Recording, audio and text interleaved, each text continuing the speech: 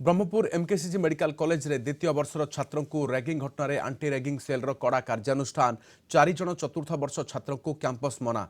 गत 9 तारीख विलंबित राति कॉलेज द्वितीय वर्षर छात्रों को चतुर्थ वर्षर 2 जन माड़ मारिबा सहित गालीगुलज करथिले। रैगिंग शिकार होइतिबा छात्रों बापा एने सोशल मीडिया जोगरे एक्स जोगे college dean Brahmapur SP Ganjam जिलापाल मुख्यमंत्री एवं 5टी अध्यक्ष को जणाइथिले।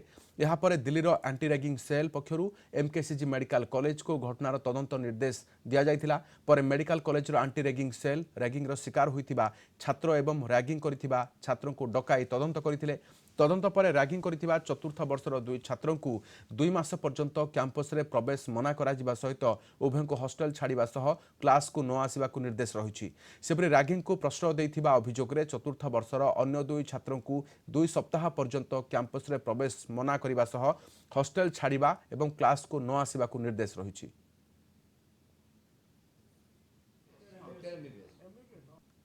आमर एंटी रैगिंग कमिटी रे समस्त सदस्य माने एकत्रित होइकी ता ऊपर गोटे तर्जमा कले जो कि जहाँ को जो माने करिचंदी एवं जो माने करचंदी तांको पेरेंट्स को भी डकाइतला एवं समस्त विषय तर्जमा करबा परे आमे एनएमसी रो रूल मुताबिक से माने हमर कार्यानुष्ठान ग्रहण कले। कार्यानुष्ठान ग्रहण कले यथा जेपरिक आमर से सस्पेंड कराला